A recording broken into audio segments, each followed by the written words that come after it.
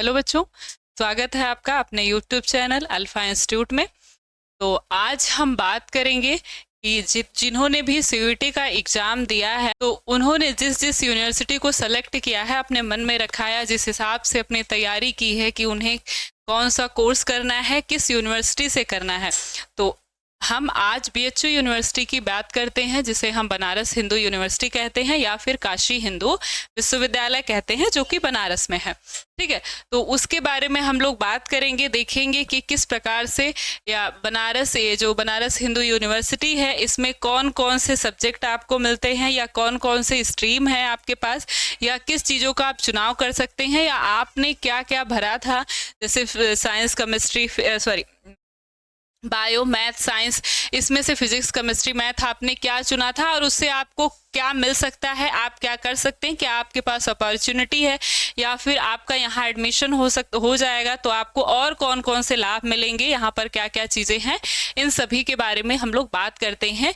ये बहुत ही प्रसिद्ध यूनिवर्सिटी है, प्रसिद्ध विश्वविद्यालय है जो आपको यहाँ पर दिख रहा है। ये सभी यहाँ के अनेक कैंपस है, अनेक कहें तो डिपार्टमेंट है, और ये वहाँ का जो मंदिर है जिसको हम वीटी के नाम से जानते हैं, या फिर कहें तो विश्वनाथ टेम्पल, विश्वनाथ मंदिर कहते हैं। इसको नया विश्वनाथ मंदिर भी कहा जाता है क्योंकि बनारस में एक पुराना विश्वनाथ मंदिर भी है और ये वहीं का है। आप देख सकते हैं इसको, इसका जो शिखर है बहुत ही ऊंचा है और ये एकदम विश्वविद्यालय के केंद्र में स्थापित किया गया है। ठीक है, तो इसकी स्थापना आप लोगों को पता होना चाहिए, इसकी स्थापना किसने की है। तो इसकी स्थापना मदन मोहन मालवीय जी ने की है, और यह मदन मोहन मालवीय जी की तपोभूमि कही जाती है, या कहे तो तपोस्थली कही जाती है, क्योंकि इन्होंने अपने तप से, या कहे तो बहुत ही परिश्रम से इसकी स्थापना की है, क्योंकि ये स्थापित हुआ है 1916 में, और उस समय ब्रिटिशों का समय था। वो आप देखें तो 1946 में 47 में आपका देश आज़ाद होता है, तो ये 1916 की बात है, उसकी स्थापना की गई थी। और धीरे धीरे ये जब स्थापित हुआ था तो बहुत ही इसका छोटा रूप था, या कहे तो एक झोपड़े जैसा ये दिखाई देता था। इसका ये जो गेट है, मेन गेट है, ऐसा दिखाई देता था, लेकिन धीरे धीरे इसमें बहुत सारे बदलाव किए गए, धीरे धीरे अनेक डिपार्टमेंट बनाए गए, अनेक कैंपस बनाए गए, और आज ये बहुत ही बड़ा और बहुत ही समृद्ध है। ये बनारस के राजा के द्वारा इन्हें दान में दिया गया था, इन्होंने मांगा था, क्योंकि उस समय ब्रिटिश नहीं बनाना चाहते थे, इसलिए बनारस के राजा ने इन्हें दिया था। और कहे तो सभी लोगों का योगदान है इसमें, क्योंकि सभी लोगों के दान से ही इसकी स्थापना की गई थी। तो इसे हम सेंट्रल यूनिवर्सिटी कहते हैं, या फिर कहें तो ये केंद्रीय विश्वविद्यालय है, ये केंद्रीय विश्वविद्यालय में आता है। ठीक है, और इसकी फाउंडेड किया गया था 1916 में, अर्थात बनाया गया था मदन मोहन मालवीय, महामना पंडित मदन मोहन मालवीय जी के द्वारा बनाया गया था। BHU is the largest residential university in Asia. यह एशिया में सबसे बड़ा आवासीय विश्वविद्यालय है, जिसमें आप देखें तो 35,000 से अधिक स्टूडेंट यहाँ पर पढ़ते हैं, जो कि विदेशों से भी आते हैं और वे भारतीय भी होते हैं, जो वेरियस अनेक फैकल्टी में, या फिर कहें तो अनेक डिपार्टमेंट में इनरोल होते हैं। ठीक है, और अगर आप इसके बारे में देखें तो 72 हॉस्टल्स हैं आपके यहाँ पर, और लगभग 11,000 बच्चे उसमें रहते हैं। ठीक है, और एनईपी जो है, राष्ट्रीय शिक्षा नीति, या नई जो न्यू एजुकेशन पॉलिसी है, इसके तहत 2024-25 में अब ये जो आपका यूजी का प्रोग्राम है, उसे अंडर ग्रेजुएट जो है, इसको 4 ईयर का कर दी गया है, 4 साल का। इसके पहले हम 3 साल का पढ़ते थे, लेकिन एनईपी ने सुधार किया है कि चौथा वर्ष जो होगा वो रिसर्च पर बेस होगा, रिसर्च पर आधारित होगा। तो उसी के तहत एनईपी को ध्यान में रखते हुए राष्ट्रीय शिक्षा नीति को इन्होंने अब बीएससी को, या फिर कहे तो बीए को, उसको 4 साल की डिग्री में उसे कंप्लीट कराएंगे, और चौथे साल पूरा जैसे पीएचडी के स्टूडेंट रिसर्च करते हैं, वैसे ही गाइडेंस में आपको अपने सब्जेक्ट पर रिसर्च करना होगा। ठीक है, तो अब बात करते हैं। तो हमने देख लिया कि किस प्रकार से ये यूनिवर्सिटी जो है बनी थी, निर्मित हुई थी। अब हम बात करते हैं इसके कैंपस के बारे में, और इसमें कौन कौन से कोर्सेज हैं, कौन कौन से प्रोग्राम हैं, आपको वो दिखाई देंगे। तो अगर कैंपस के बारे में बात करें तो जो मेन कैंपस है आपका, मेन कैंपस के अंदर ये आपका एक एमएमसी आता है, अर्थात आपका ये है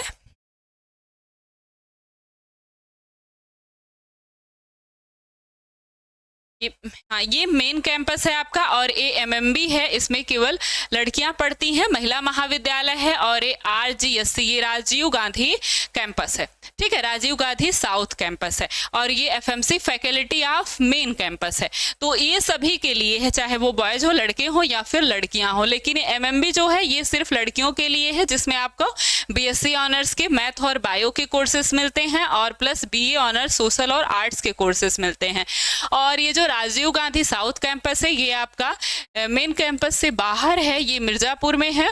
और इसमें वोकेशनल आपका मिलता है, और बीकॉम ऑनर्स के बच्चे पढ़ते हैं, या फिर जिसको बीएससी एग्रीकल्चर करना है ऑनर्स से, वो यहाँ पर इनरोल होता है, ठीक है। इन लोगों की यहाँ पर सीटें हैं। तो एफिलिएटेड कॉलेज भी इसके हैं जो कि मेन कैंपस से बाहर हैं। एफिलिएटेड कॉलेज में आपका वीसीडब्ल्यू आता है, वीकेएम आता है, एएमपीजी आता है और डीएवी आता है। वीसीडब्ल्यू वुमेन कॉलेज,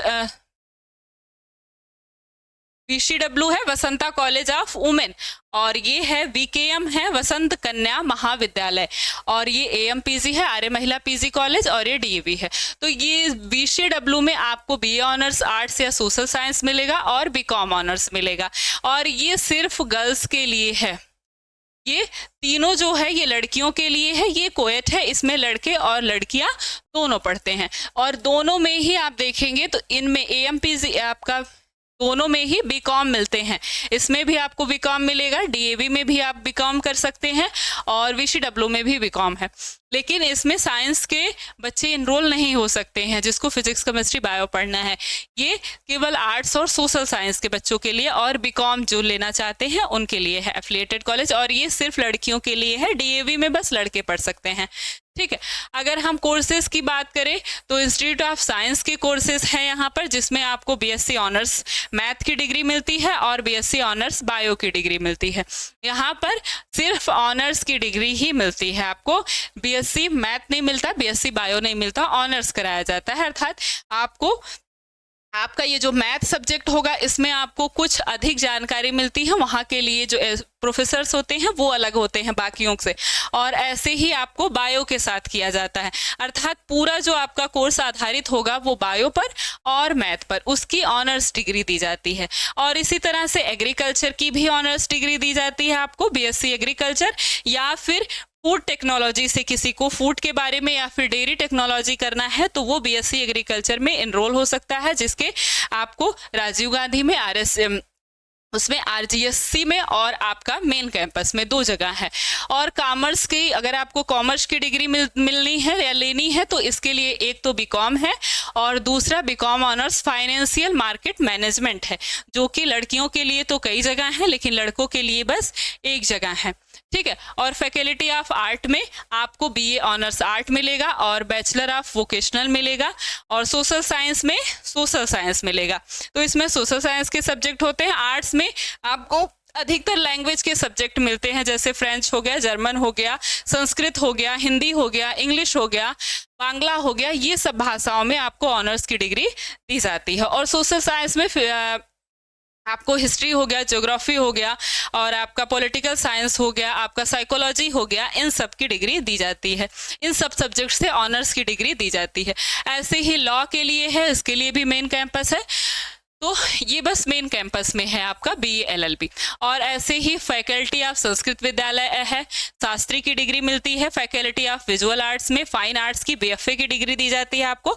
और फैकल्टी ऑफ फॉर्मिंग आर्ट्स में बैचलर ऑफ फॉर्मिंग आर्ट्स, जैसे आपका वोकेशनल म्यूजिक होता है, कोई इंस्ट्रूमेंट चलाना है आपको, उसमें ऑनर्स की डिग्री मिल सकती है, डांस में ऑनर्स की डिग्री मिल सकती है। ये सभी जिन बच्चों को करना होगा वो इनरोल होते हैं, ठीक है। टाइप ऑफ सीट्स की बात करें तो इसमें एक रेगुलर सीट होती है और एक होती है पेड सीट होती है। रेगुलर सीट में जो बच्चे मतलब फर्स्ट मार्क लेकर के आते हैं कट ऑफ में, उन बच्चों को रेगुलर सीट पे एडमिशन दिया जाता है। बाकी जो पेड सीट होता है मतलब कुछ अधिक पैसा दे करके दिया जाता है, लेकिन ये वो बच्चे नहीं होते हैं कि आपने बहुत कम नंबर ले आया है और आपके ऊपर वाला कोई बच्चा है तो उसको एडमिशन नहीं दिया जाएगा, या आप ज़्यादा पैसा दे रहे हैं तो आपको एडमिशन दिया जाएगा। ऐसा बिल्कुल नहीं होता है। इसमें कुछ परसेंट सीट 10-15% की लगभग की सीट जो होती है वो पेड सीट के बच्चों के लिए सुरक्षित रखी जाती है। मान लीजिए कि 110 नंबर तक का आपका फीस ये जो है रेगुलर फीस के तहत 110 नंबर वाले बच्चे भर गए हैं यहाँ पर, या 220 मान लीजिए, 210 वाले बच्चे तक ये हो चुका है, तो उसके बाद जिसका नंबर 211 आएगा, 212 आएगा, 213 आएगा, वो बच्चे यहाँ पर एडमिशन लेंगे पेड सीट की तहत। और अगर ये बच्चा एडमिशन नहीं ले पाता है, इसके पास पैसा नहीं है ज़्यादा देने के लिए, तब इसके बाद अगले बच्चे का नंबर आता है। तो इस तरह से रेगुलर और पेड सीट दोनों में डिवाइड है। इसकी पेड सीट की सीट कम रहती है, और सब्जेक्ट वाइज सीट जो है जो सब्जेक्ट है आपका, हाँ सब्जेक्ट है जो आपका, उसके तहत सभी डिपार्टमेंट के जो पैसे हैं पेड सीट के वो निर्धारित किए गए हैं। ठीक है, तो अगर आप देखें बीएससी मैथ में, तो एफएमसी में फैकल्टी ऑफ मेन कैंपस और एमएमबी में इसकी सीट है 573 सीट फैकल्टी में है, और 96 सीट जो है एमएमबी में है। तो ये तो लड़कियों के लिए हो गई 96 सीट एमएमबी में, और ये जो 573 सीट है ये दोनों के लिए है। इसमें लड़की और लड़के दोनों ही फाइट करेंगे, लेकिन उसके बाद जो बचा सीट ये 96, इसमें केवल लड़कियां ही एनरोल हो सकती है। इसलिए लड़कियों का यदि थोड़ा सा कम भी नंबर आया है तो भी उनके पास चांस रहता है। और रेगुलर फीस के तहत इसमें 4000 पे एडमिशन हो जाता है, लेकिन पेड सीट में आपको 44,000 देना पड़ता है, तो 40,000 फीस इसमें ज़्यादा लगती है। ऐसे ही आपका बायोलॉजी में भी है, तो एमएमबी में एफएमसी में इसके 383 सीट्स हैं, 383 सीट्स हैं, और एमएमबी में इसमें 193 सीट है, और फीस बिल्कुल वही है। और एग्रीकल्चर में भी ऐसे एफएमसी में मेन कैंपस में 154 सीट है, और आरजीएससी में 50 सीट है बच्चों के लिए। लेकिन इसमें जो है ये 10,000 दिया जाता है, देना पड़ेगा आपको एनरोल होने के लिए। 1 साल की फीस है ये 154 बच्चों के लिए, और जो ये 50 बच्चे जो कि आरजीएससी में लेंगे इनकी फीस हो जाती है 60,000। और यदि यही बच्चे पेड सीट में आ जाते हैं तो उनको 20,000 आपको बढ़ानी पड़ती है। ये तो आपको देना ही पड़ेगा 60,000 या 10,000, प्लस आपको 20,000 यहाँ पर बढ़ाना पड़ेगा। ऐसे ही उसमें भी 4,000 तो आपको देना ही पड़ेगा। 44,000 अगर आपका पेड सीट के तहत होता है तो आपको बढ़ाना पड़ेगा। ऐसे ही बीकॉम में होता है, तो इसमें तो एफएमसी में, एमपीजी में, डीएवी में, वीसीडब्ल्यू में और आरजीएससी में इतनी जगह इतनी सारी सीटें हैं, और हर जगह के जो पैसे हैं या फिर जो फीस है वो सभी जगह की अलग अलग है। मेन कैंपस की फीस कम रहती है, 2,300 है, और अगर आप इसमें पेड सीट पे लेते हैं तो 15,000 है। और बाकी जगह की सीट आप पैसे देखें तो 22,000, 10,000, 22,000 और 32,000 हैं, और 25,000 आपको बढ़ाना पड़ेगा इसके लिए। ठीक है, तो ये पेड सीट पे तब आपको एडमिशन मिलेगा। और ऐसे ही आर्ट्स के भी सब्जेक्ट हैं, ये सिर्फ इसमें एफएमसी में जो है ये लड़कों और लड़कियों दोनों के लिए होगा, और बाकियों में केवल ये लड़कियों के लिए है। अप्रॉक्स 11,000 पे आपको अफिलिएटेड कॉलेज में एडमिशन मिल जाएगा, लेकिन अगर आप पेड सीट पे लेंगे तो आपको 10,000 और देना पड़ेगा। और अगर आपका मेन कैंपस में हुआ है तो केवल 2,300 लगेगा, लेकिन अगर आपने वहाँ पर पेड सीट में लिया है तो 12,000 आपको देना पड़ेगा। ऐसे ही सोशल साइंस में भी है, एफएमसी में 460 सीट है, फीस सभी की वही है, और सोशल साइंस लगभग दोनों की फीस एक है। एलएलबी में यदि आप देखें तो एफएमसी में 74 सीट है आपकी मेन कैंपस में, और 72,300 फीस है वहाँ की। ठीक है, तो मेरिट और स्कोर अगर जाने तो देखें कि बीएससी मैथमेटिक्स ग्रुप के लिए किन लोगों ने कौन कौन सा सब्जेक्ट भरा होगा, तो वो मैथमेटिक्स के लिए अप्लाई कर सकते हैं बीएससी मैथ ऑनर्स के लिए। तो इसके लिए केमिस्ट्री, मैथ और फिजिक्स, ये 3 चीज़ें होनी ज़रूरी है, और बायो में वही बायो, केमिस्ट्री और फिजिक्स हो जाती है, जो आपकी 12th में रहती है वही है।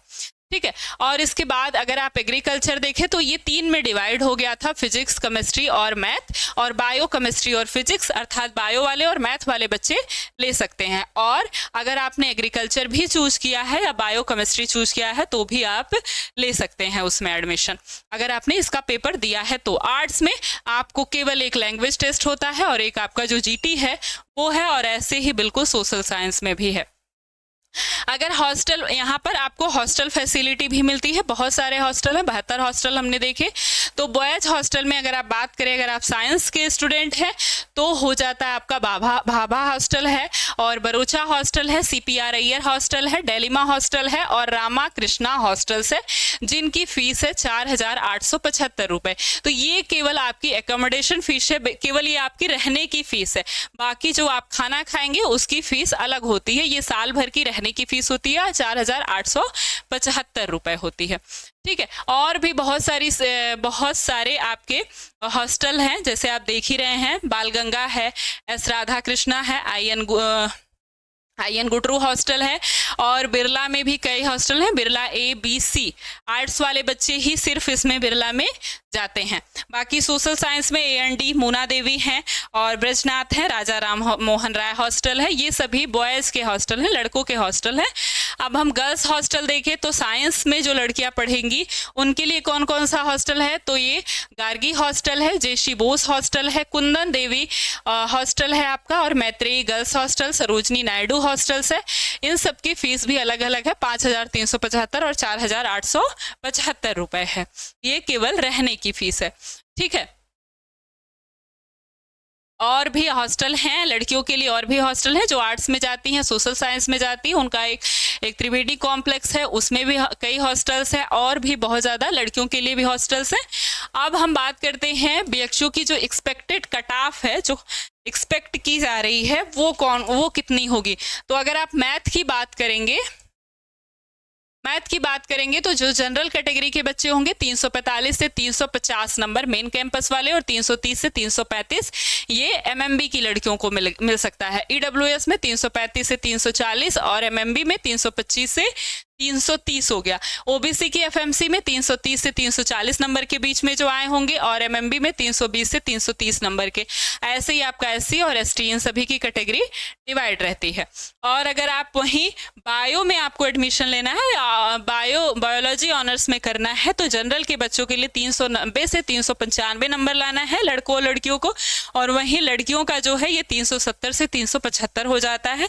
EWS में 380 से 385, 355 में 360, तो लगभग 360-370 नंबर अगर जनरल और EWS के हैं लड़कों और लड़कियों के, तो उनको यहाँ पर एडमिशन मिल सकता है। बाकी OBC का थोड़ा सा लो जाएगा, SC ST का उससे थोड़ा सा लो जाएगा। ठीक है। ऐसे ही आप देख सकते हैं ये कट ऑफ है बीकॉम के लिए।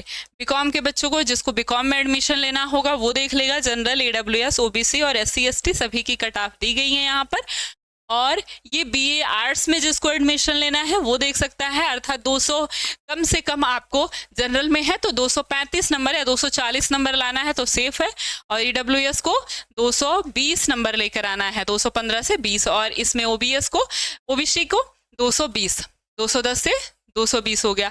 और ऐसे ही SC है और ऐसे ही ST है, और इन सब में कट ऑफ धीरे धीरे लो होती चली जाएगी। उसके बाद MMB में बच्चे एडमिशन लेंगे, फिर VCW में, फिर VKM में, फिर AMPG में, फिर DAV में। बिल्कुल इसी तरह से बच्चे अपना प्रेफरेंस भरते हैं। ठीक है। और ये है आपका LLB का कट ऑफ, जिसको LLB में एडमिशन लेना होगा वो 460 से 465 मैक्सिमम कट ऑफ जाती है।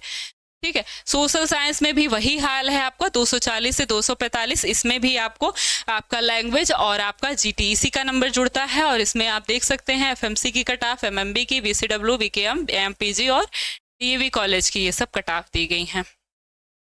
और अगर आपका इसमें एडमिशन हो जाता है तो देख लेते हैं कि क्या क्या फैसिलिटी, क्या क्या सुविधाएं आपको वहां पर दी जाती हैं। हेल्थ फैसिलिटी आपको मिलेगी, आपका हेल्थ कार्ड बन जाता है, जिसके तहत आप फ्री में कुछ बीमारियों को कहे तो छोड़ करके, लेकिन नॉर्मल जो बीमारियां होती हैं, जो सीजनल होती हैं, उनके लिए आपको हेल्थ कार्ड बनता है आपका, और उसके तहत आप वहां पर जा करके अपना इलाज करा सकते हैं, बिल्कुल फ्री में दवाइयां ले सकते हैं, कुछ भी हो गया आपको तो। और दूसरी फैसिलिटी आपको मिलती है, साइबर लाइब्रेरी वहां पर होती है, और एक सेंट्रल लाइब्रेरी भी होती है, तो इसका भी आपके पास कार्ड बनता है। और उसी कार्ड के तहत आपकी ये है सेंट्रल लाइब्रेरी, जिसमें जाकर के आप पढ़ सकते हैं, 24/7 आवर ओपन रहती है। ये आपकी साइबर लाइब्रेरी है, जिसमें आपको कंप्यूटर दिया जाता है और उससे आप पढ़ सकते हैं। ये आपकी सेंट्रल लाइब्रेरी है, कुछ इस तरह से दिखाई देती है, बीच में बच्चे ऐसे बढ़ करके गोले में पढ़ते हैं। ठीक है, तो आप कभी भी जा करके पढ़ सकते हैं। और दूसरा, आपको NCC में इनरोल होना है तो आप NCC में इनरोल हो सकते हैं, NSS में इनरोल होना है तो आप उसमें इनरोल हो सकते हैं। NCC में अगर आप इनरोल होते हैं तो इसका फ़ायदा ये हो जाता है कि आगे चलकर आपको कुछ नंबर की छूट वहाँ पर दी जाती है, NCC का अगर आपको सर्टिफिकेट मिल जाता है तो ये NCC का ऑफिस है आपका, central cadet corps national credit code NCC, और आपका ये एनसीसी के बच्चे आप देख रहे होंगे। और ये है राष्ट्रीय सेवा योजना काशी हिंदू विश्वविद्यालय की एनएसएस, जिसमें लोग इनरोल होते हैं। इसका 2 साल का कोर्स होता है, ठीक।